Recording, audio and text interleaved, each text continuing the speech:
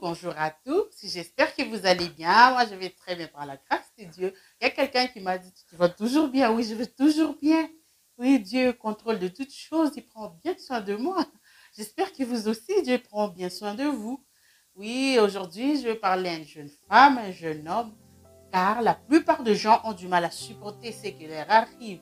Ils ont du mal à supporter les problèmes, les difficultés, les obstacles. Mais je veux te dire que le pouvoir n'est pas le vouloir sans rencontrer des difficultés.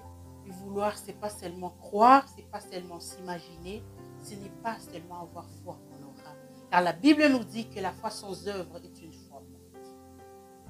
Si on veut vraiment une chose, que notre vouloir se traduise par les œuvres. Pour sortir du vouloir vers le pouvoir, il y a des étapes à suivre. Vouloir, c'est oser, faire un pas, poser un acte. Celui qui veut quelque chose doit cesser de désirer seulement et de faire un pas et d'aller à l'étape suivante. Car même si tu as un téléphone devant toi, tu veux faire un message, tu veux appeler, même si tu veux de tout ton cœur avoir ton téléphone, je t'assure que tu ne l'auras pas parce que tu ne fais pas le premier pas pour aller les prendre. Nous devons apprendre à aller vers ce qui nous plaît. Vouloir, c'est fermer les oreilles, boucher les oreilles, n'est pas écouter ce que les autres disent pour nous décourager. Vouloir, c'est se fixer des objectifs. Si tu veux quelque chose, tu dois te fixer des objectifs, tracer un plan qui t'amène vers ce que tu veux. Vouloir, c'est persévérer, patienter, être déterminé. Même si ce que tu veux tarde à venir, ça traîne, ça n'arrive pas au moment que toi tu veux. Tu dois patienter. Ça arrivera toujours. Vouloir, c'est se préparer à recevoir ce que tu veux. Tu veux un véhicule, tu dois te préparer un garage dans le plan de ta maison. Même David de la Bible s'est préparé pour devenir roi. Tu veux un mariage, tu dois te préparer à vivre avec une femme, avec un mari. Car une relation mal préparée conduit au divorce. Quand j'ai médité ce sujet, il y a une histoire qui m'est venue, l'histoire de la femme qui était son. Elle a souffert pendant 12 ans. Si, faisons les calculs, 12 ans, une année compte. 365 jours, ça veut dire 365 jours fois 12, c'est qu'il nous donne 4380 jours qu'elle a souffert. Cette femme a souffert, cette femme n'a pas lâché. La Bible nous dit que cette femme a vu beaucoup de médecins qui n'avaient pas de solution. Lorsqu'elle a vu Jésus, elle ne s'était pas arrêtée, elle ne s'était pas découragée, car la Bible nous dit qu'il y avait une grande foule. Je m'imagine si Jésus venait ici, il y aura beaucoup de gens. Et cette femme, c'était la foule qui était son obstacle. Mais elle ne s'était pas découragée. Elle est allée. Cette femme ne s'était pas découragée. La foule ne l'a pas découragée. Mais elle est allée. Elle s'est battue. Je m'imagine la manière dont elle a vu Jésus pour quelqu'un. Donc elle l'a persévéré parce qu'elle voulait avoir la guérison. Il a bousculé, les gens l'ont bousculé. Cette femme pouvait dire, je vais attendre Jésus quand il sera seul ou quand il sera seul avec les disciples, je veux l'attendre.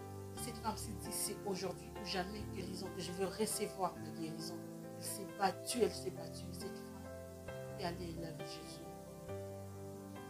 La guerre que cette femme menait, elle était contre elle-même. Elle était contre cette voix qui lui dit, arrête, laisse, tu verras Jésus même lorsqu'il sera seul ou lorsqu'il sera avec les disciples. Et cette femme a répondu, je m'imagine, elle a répondu, elle a dit, non, non, c'est aujourd'hui ou jamais que je veux recevoir ma guérison. Car tout se passe dans la tête. Avant de pouvoir, il y a le vouloir. La seule guerre qui t'aidera à gagner cette bataille, ce n'est pas ta force, mais c'est ton courage, c'est ta persévérance. Je vais te poser une seule question. Est-ce que tu fais preuve de ton courage ou de ta persévérance? Parfois, tu te poses des questions en disant, pourquoi seulement moi? Pourquoi cela m'arrive? Pourquoi maintenant? Je vais te répondre en disant, c'est peut-être pas un hasard si cela t'arrive. Peut-être c'est toi qui es élu pour rendre possible ce que le monde pense impossible. Que ce soit à genoux ou à pied, ou avec le couteau planté au dos de ton cœur, tu dois essayer, tu dois foncer, car il n'y a que toi et il n'y aura que toi.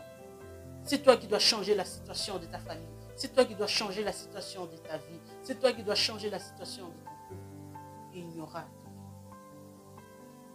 Tu dois avoir foi en Dieu. Tu dois être persévérant. Tu dois faire un pas. Tu dois te fixer des objectifs. Tu ne dois pas écouter tout le monde. J'aimerais encourager un jeune de ne pas abandonner, de persévérer, même si c'est difficile, même si c'est trop dur pour toi, c'est lourd, c'est difficile, mais tu dois persévérer. Il n'y a pas de victoire sans sacrifice. Hein. Nous devons savoir qu'il n'y a pas de victoire sans sacrifice.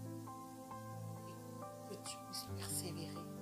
Je prie ce soir que Christ et le Saint-Esprit te communiquent la patience, car la patience est un fruit du Saint-Esprit. Et le Saint-Esprit communique la patience, la persévérance d'y arriver. Que Dieu vous bénisse. Que Dieu protège tout en chacun de nous. Que Dieu vous soutienne. Merci. Surtout, n'oubliez pas de vous abonner, de liker la vidéo, de laisser un commentaire, de partager à vos proches et d'activer la cloche de notification. Merci beaucoup. Très bientôt.